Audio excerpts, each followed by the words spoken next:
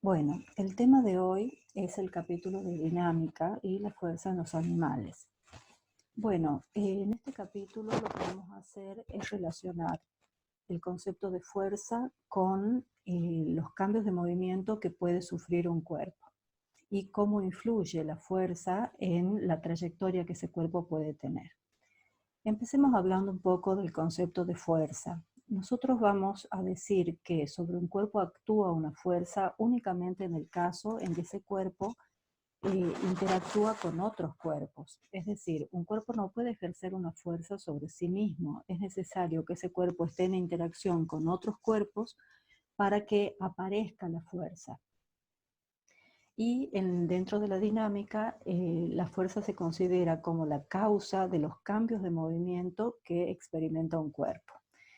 Eh, Toda la dinámica está basada en tres leyes que son las tres leyes de Newton. La clase de hoy vamos a analizar la primera y la segunda ley de Newton y vamos a dejar la tercera ley de Newton para la semana que viene.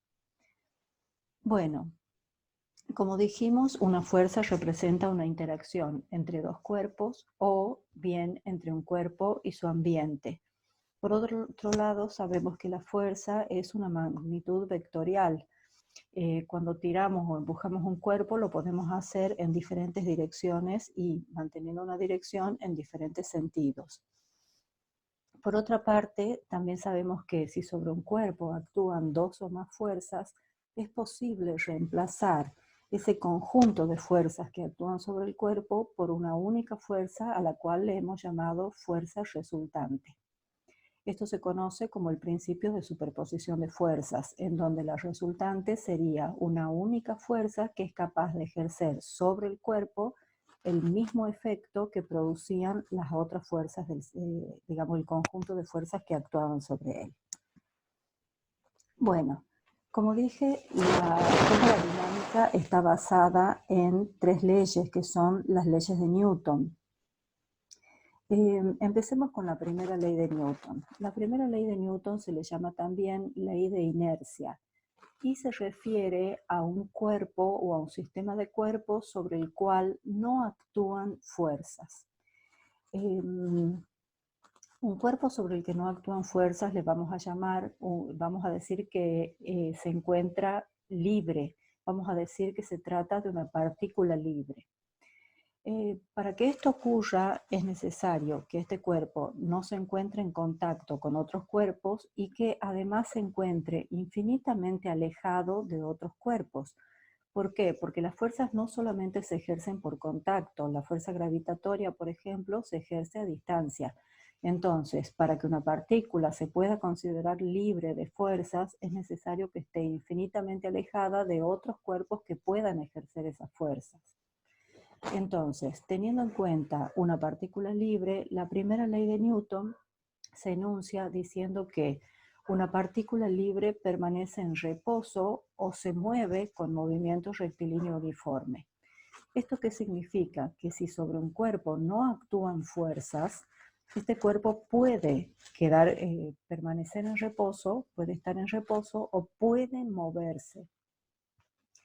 Otra manera de enunciar la primera ley de Newton sería decir que todo cuerpo continúa en su estado inicial de reposo o de movimiento rectilíneo uniforme a menos que actúe sobre él una fuerza resultante que modifique ese estado de reposo o de movimiento uniforme. Esta ley, si bien el enunciado parece sencillo, fue bastante difícil de obtener en la historia de la física. ¿Por qué? Bueno, porque es muy difícil imaginar una situación en donde un cuerpo se encuentre libre de fuerzas.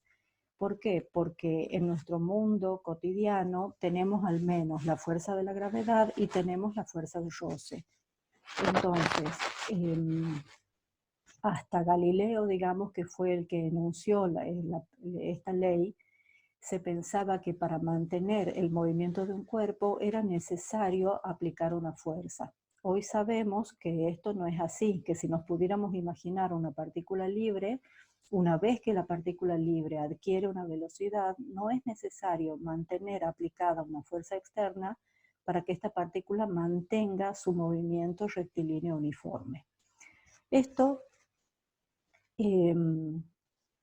hoy en día lo podemos ver, por ejemplo, en la ficción cinematográfica, en una película en donde se representa, por ejemplo, un astronauta en el espacio, lejos de cuerpos celestes capaces de ejercer fuerzas. El astronauta se puede considerar como una partícula libre. Entonces, una vez que el astronauta adquiere una cierta velocidad, se sigue moviendo en la dirección y sentido de esa velocidad con movimiento rectilíneo uniforme, a pesar de que no actúa ninguna fuerza sobre él. Bueno, entonces, otro detalle importante es que el comportamiento de una partícula libre es idéntico al de una partícula sobre la cual actúan varias fuerzas, pero cuya resultante es nula. Entonces, si se cumple que la suma de fuerzas sobre un cuerpo es cero, ya sea porque no actúa ninguna fuerza o bien porque actúan varias fuerzas cuya resultante es nula, entonces el cuerpo se va a encontrar siempre en equilibrio. Pero el equilibrio puede ser de tipo estático, y eso significa que la partícula va a estar en reposo, o el equilibrio puede ser de tipo dinámico, y eso significa que la partícula se va a mover manteniendo constante su velocidad. Bueno, pasemos ahora a la segunda ley de Newton. La primera ley de Newton, como expliqué recién, se refiere a la situación en donde la fuerza resultante sobre un cuerpo es cero, y nos dice que si la fuerza resultante es cero, el cuerpo se va a encontrar en equilibrio. La segunda ley de Newton, en cambio, analiza la situación en donde la fuerza resultante no es cero, es decir, actúan varias fuerzas sobre un cuerpo y hay una resultante. En esta situación, cuando existe una fuerza resultante, la segunda ley de Newton lo que nos dice es que esa fuerza resultante lo que va a producir es una aceleración. Entonces, la segunda ley de Newton se puede expresar matemáticamente diciendo que la fuerza resultante que actúa sobre un cuerpo es igual al producto de la masa del cuerpo por la aceleración que este cuerpo adquiere. Esta magnitud, la aceleración, que está vinculada al cambio del vector velocidad y que ya habíamos visto en cinemática, entonces aparece como un efecto de la fuerza resultante que actúa sobre un cuerpo. Hablar de la fuerza resultante es lo mismo que hablar de la suma de todas las fuerzas que actúan sobre el cuerpo. Por supuesto, esta es una suma vectorial. Y m, la constante que aparece acá, se refiere a la masa del cuerpo. Dentro de la física clásica, la masa es una constante característica del cuerpo que depende de la cantidad de materia de ese cuerpo. Bueno, como sabemos, en el sistema internacional la masa se mide, la unidad de masa es el kilogramo. Y en el sistema internacional la unidad de fuerza va a ser el newton. El newton va a equivaler a 1 kilogramo metro sobre segundo cuadrado. ¿Por qué? Porque acá tenemos la unidad de masa, que sería el kilogramo, y la unidad de aceleración, que es el metro por segundo cuadrado. Bueno, las fuerzas que actúan sobre un cuerpo, nosotros vamos a ver que pueden ser de dos tipos. Podemos tener fuerzas de contacto que aparecen justamente por el contacto directo entre los cuerpos. Por ejemplo, cuando golpeamos un cuerpo o cuando empujamos o tiramos un cuerpo, ahí aparece una fuerza de contacto. Pero las fuerzas también pueden actuar a distancia, como por ejemplo la fuerza gravitatoria. El peso es una fuerza que actúa a distancia. Bien, entonces el contenido esencial de la segunda ley de Newton es que el efecto de todas las fuerzas que actúan sobre el cuerpo o el efecto de la fuerza resultante se manifiesta a través de la aceleración que esa fuerza induce en el cuerpo. Bueno, vamos a ver ahora algunas fuerzas específicas que van a aparecer en los diferentes problemas que nosotros vamos a resolver. Vamos a empezar hablando un poco de la fuerza muscular. Bueno, Sabemos que la postura y el movimiento de los distintos animales están controlados por fuerzas ejercidas por los músculos.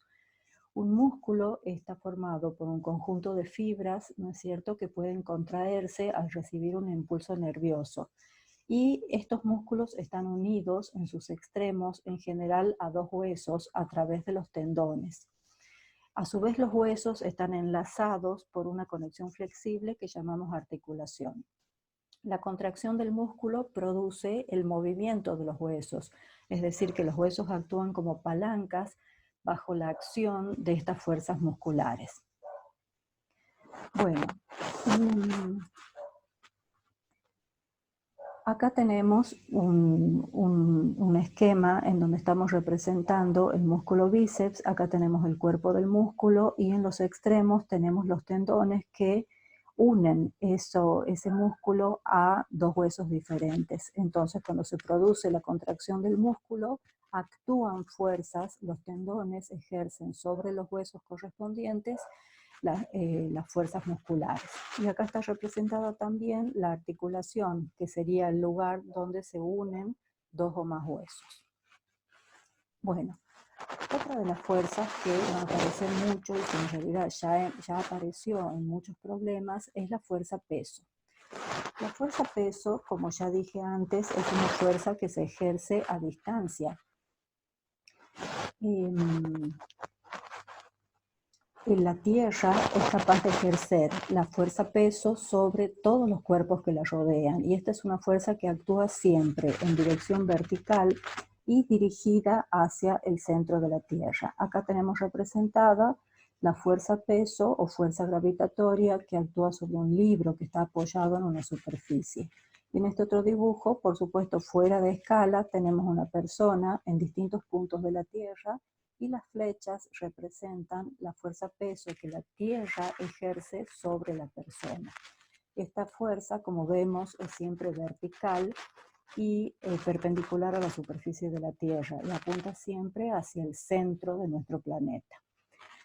El módulo de la fuerza peso se puede calcular como el producto entre la masa del cuerpo y la aceleración de la gravedad. En la vida cotidiana muchas veces se considera que peso y masa son sinónimos, sin embargo en ciencia son dos conceptos totalmente diferentes.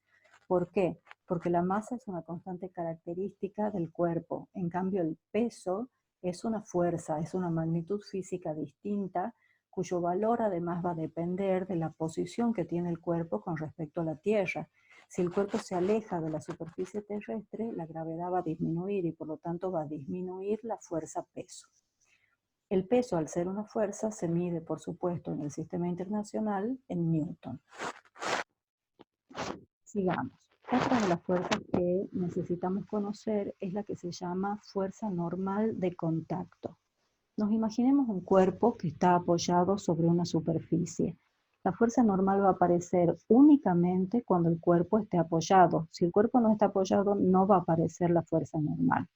El nombre normal significa que esta fuerza actúa siempre en forma perpendicular a la superficie de apoyo. Es una fuerza ejercida por la superficie de apoyo sobre el cuerpo y cuya dirección es siempre perpendicular o normal a esta superficie. Fíjense acá que si cambia la dirección de la superficie de apoyo, va a cambiar la dirección de la fuerza normal, manteniéndose siempre perpendicular a esa superficie.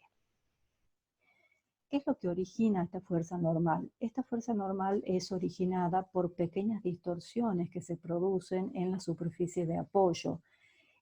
Para entender esta fuerza nos podemos imaginar que la superficie se comporta como un resorte. Un resorte, al apoyar un cuerpo sobre un resorte, el resorte se comprime y ejerce una fuerza sobre el cuerpo.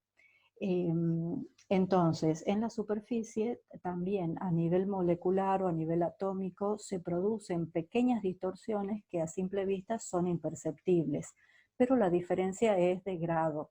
En este caso, digamos, un sólido puede ejercer fuerzas normales de distintos valores de acuerdo a la distorsión que sufre, pero que no la podemos apreciar a simple vista porque son de las dimensiones atómicas. Bien, pasemos ahora a las fuerzas ejercidas por cuerdas flexibles y tendones. Bueno, una cuerda flexible, como una cinta, un cordel o un tendón, pueden ejercer fuerzas que tienen ciertas características. En primer lugar, una cuerda flexible, por ejemplo, se puede encontrar en un estado de tensión, pero no en un estado de compresión. Es decir, la cuerda la podemos estirar, pero no la podemos comprimir. Entonces, cuando la cuerda esté estirada, va a ejercer una fuerza. Por otro lado, una cuerda solo puede ejercer una fuerza en sentido longitudinal, es decir, en la misma dirección de la cuerda. Esto contrasta, por ejemplo, con lo que ocurre en un sólido. Si tenemos un palo de golf, por ejemplo, con el palo de golf podemos golpear una pelota y la fuerza que ejerce, en ese caso, puede ser perfectamente perpendicular a la dirección del palo. En cambio, una cuerda nunca va a ejercer una fuerza que no esté en la dirección de la misma cuerda. Por otro lado, si no hay rozamiento, la tensión va a tener el mismo valor en todos los puntos de la cuerda. En este dibujo estamos representando la tensión ejercida por una cuerda sobre este cuerpo que está colgando acá. Bueno, por último vamos a analizar la fuerza de rozamiento. La fuerza de rozamiento, al igual que la fuerza normal, es una fuerza ejercida por una superficie de apoyo sobre un cuerpo. Pero, a diferencia de la fuerza normal, la fuerza de roce siempre actúa en la misma dirección de la superficie, es decir, la fuerza de roce tiene una dirección tangencial a la superficie. Y el sentido de la fuerza de roce siempre es oponiéndose al movimiento del cuerpo, si es que éste se encuentra en movimiento, o al posible deslizamiento del cuerpo con respecto a la superficie de apoyo. Ya vamos a ver que esta fuerza de roce puede ser de dos tipos. Puede ser una fuerza de roce de tipo estática, si el cuerpo está en reposo, o puede ser una fuerza de roce de tipo dinámica, si el cuerpo está en movimiento. El análisis de la fuerza de roce estática la vamos a dejar para la semana que viene. La fuerza de roce dinámica la vamos a calcular como el producto entre dos factores, el coeficiente de roce dinámico y la fuerza normal. El coeficiente de roce dinámico es característico de los tipos de superficie en contacto y va a ser más grande cuanto más rugosas sean esas superficies. Además, es una magnitud adimensional, es decir, no tiene unidades. ¿Por qué? Porque acá la normal la medimos en Newton y la fuerza de roce dinámico también la medimos en Newton. Entonces, mu no puede tener unidades. El símbolo que representa el coeficiente de roce dinámico es la letra griega mu. Bueno, con eso terminamos el análisis de los tipos de fuerza que pueden actuar sobre un cuerpo. Ahora vamos a ver como ejemplo de las leyes de Newton dos problemas del práctico. Vamos a empezar con el problema número 1. En este problema, leamos el enunciado, me dicen, un ascensor con pasajeros tiene una masa de 1000 kilogramos. Para cada una de las siguientes situaciones, realice el diagrama de cuerpo libre, plantee las ecuaciones de movimiento o de equilibrio según corresponda y calcule el módulo de la fuerza ejercida por los cables. En distintas situaciones. Primero, cuando el ascensor está en reposo, cuando el ascensor arranca acelerando hacia arriba con una aceleración de 1 metro por segundo cuadrado, cuando el ascensor se mueve hacia arriba con movimiento rectilíneo uniforme y cuando el ascensor frena, desacelerando a razón de 1 metro por segundo cuadrado. Bien. Bueno, entonces el problema analiza las diferentes etapas por las que pasa un ascensor, por ejemplo, cuando se mueve desde la planta baja hasta un piso superior de un edificio. Acá yo he dibujado, digamos, los diagramas de cuerpo libre de las diferentes situaciones, empezando por abajo porque supongo que el ascensor está en la planta baja. Después acá está acelerando, acá está subiendo y finalmente desacelera hasta que llega nuevamente al reposo. En el ítem A, el ascensor, supongamos, se encuentra en reposo en la planta baja del edificio. Las fuerzas que actúan sobre el ascensor serían el peso, que es la fuerza con que lo atrae la tierra, y por otro lado, la tensión provista por los cables. Acá tenemos la resolución de esa parte del problema. Como el ascensor está en reposo, se encuentra en equilibrio, en este caso en equilibrio estático. Como solamente actúan fuerzas en la dirección del eje Y y no hay ninguna fuerza en la dirección del eje X, la condición de equilibrio va a ser sumatoria de fuerzas en Y igual a 0. ¿Y qué fuerzas actúan en la dirección del eje Y? Está actuando la tensión de los cables y está actuando el peso del ascensor. Entonces, el desarrollo de esta ecuación sería tensión, que la considero positiva, menos P, que actúa en sentido negativo, igual a 0. Por lo tanto, la tensión que deben ejercer los cables para mantener al ascensor en reposo debe tener el mismo valor que el peso del ascensor. Acá al costadito yo he calculado el peso. Sabiendo que la masa del ascensor es de 1000 kilogramos, el peso lo calculamos como el producto entre la masa y la aceleración de la gravedad. Entonces tenemos 1000 kilogramos por 9,8 metros por segundo cuadrado, y esto nos va a dar 9800 newton. Recordemos que el newton se obtenía como el producto entre el kilogramo y el metro por segundo cuadrado. Bien, entonces, en el caso A, para mantener al ascensor en reposo en la planta baja del edificio, los cables deben ejercer una fuerza del mismo módulo que el peso del ascensor. Eso es lo que hemos obtenido en este caso. Supongamos que ahora el ascensor arranca. El ascensor arranca y empieza a moverse hacia arriba. Ahora, para lograr que el ascensor cambie su velocidad desde 0 hasta el valor de velocidad que va a tener durante la mayor parte del ascenso, los cables que sostienen el ascensor han tenido que aplicar una tensión un poco superior al peso. ¿Por qué? Porque es necesario que exista una fuerza resultante hacia arriba que produzca una aceleración que sea responsable del cambio del vector velocidad. Entonces, en el ítem B yo he representado al ascensor como un punto, he tomado positivo hacia arriba, que es el sentido del movimiento, y las fuerzas que actúan son el peso y la tensión, pero en este caso es necesario que la tensión sea mayor que el peso para que haya una fuerza resultante hacia arriba y se produzca una aceleración. En este caso, lo que vamos a plantear ya no va a ser una ecuación de equilibrio, ya no vamos a plantear que la suma de fuerzas en Y es 0. Lo que vamos a plantear en este caso es la segunda ley de Newton, particularizada para el eje de la Y, que es la dirección en donde están actuando las fuerzas. La segunda ley de Newton sería suma de fuerzas en Y, en este caso, igual a masa por aceleración. La suma de fuerzas en Y sería la tensión de los cables, que la tomo positiva, menos el peso, que lo considero negativo. Y eso es igual al producto de la masa por la aceleración.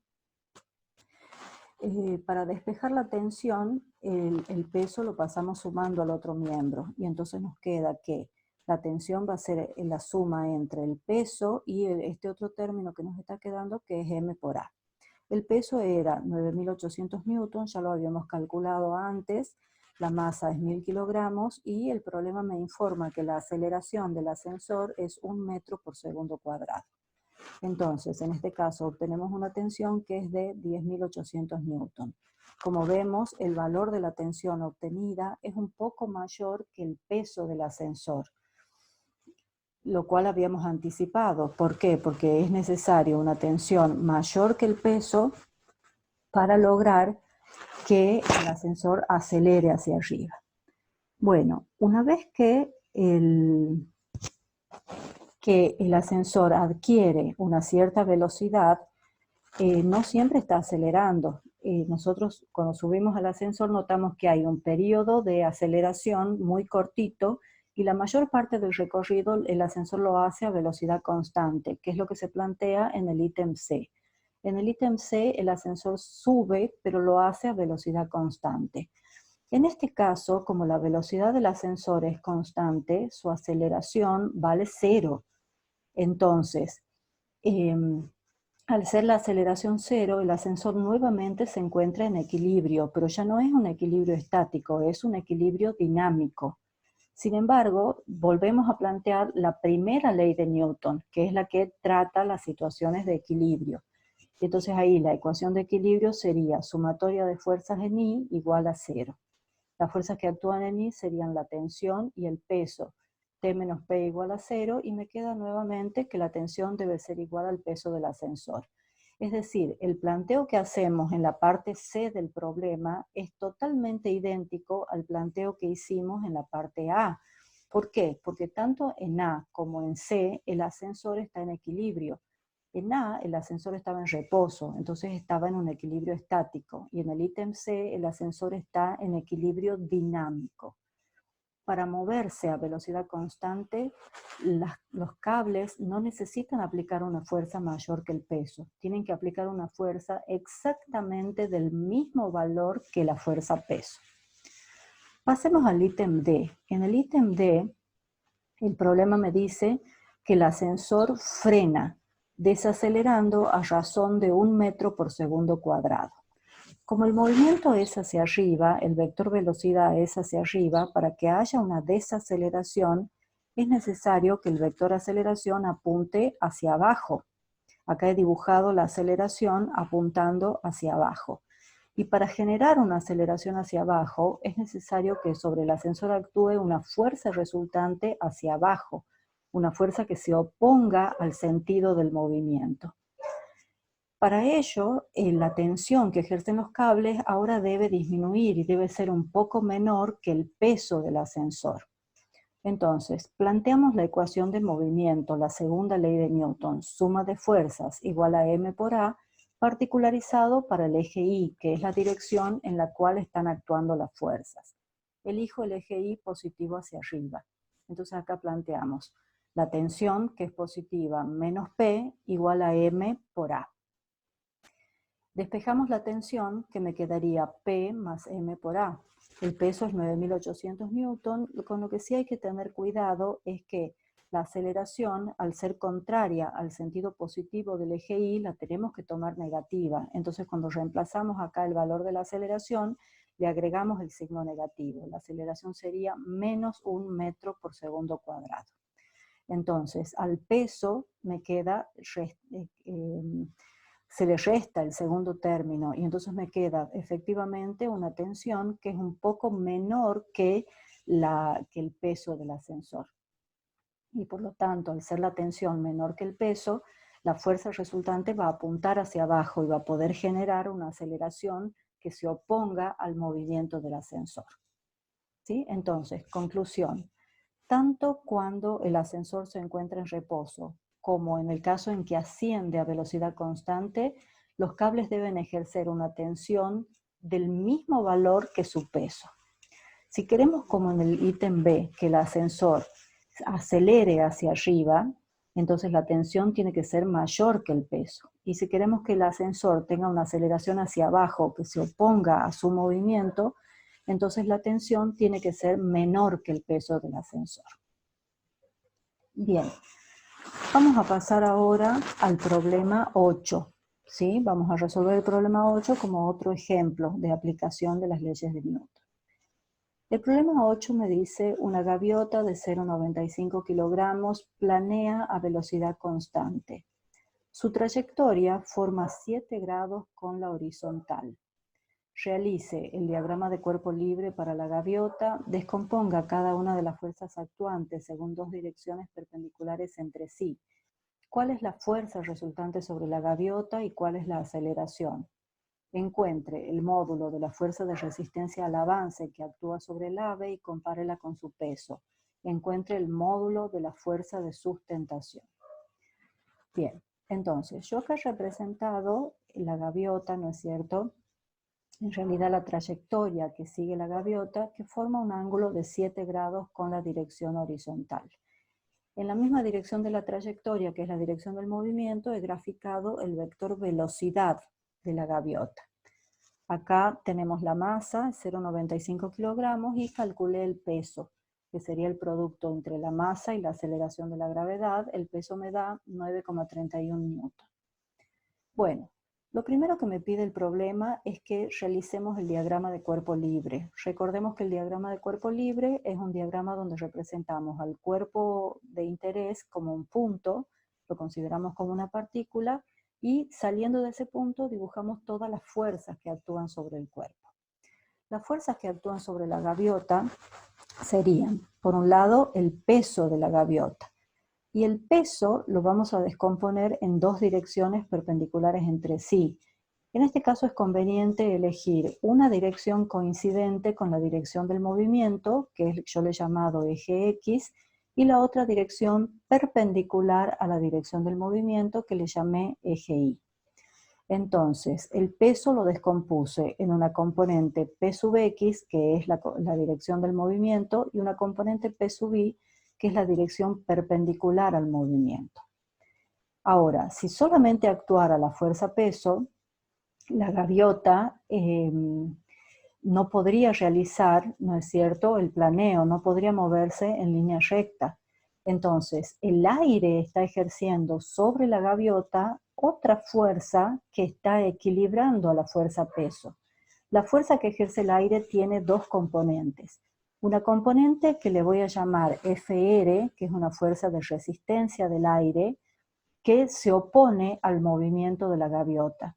Y por otro lado, el aire también está ejerciendo lo que podríamos llamar una fuerza de sustentación, que esta fuerza lo que hace es equilibrar a la componente I de la fuerza peso. El origen de estas dos fuerzas es diferente.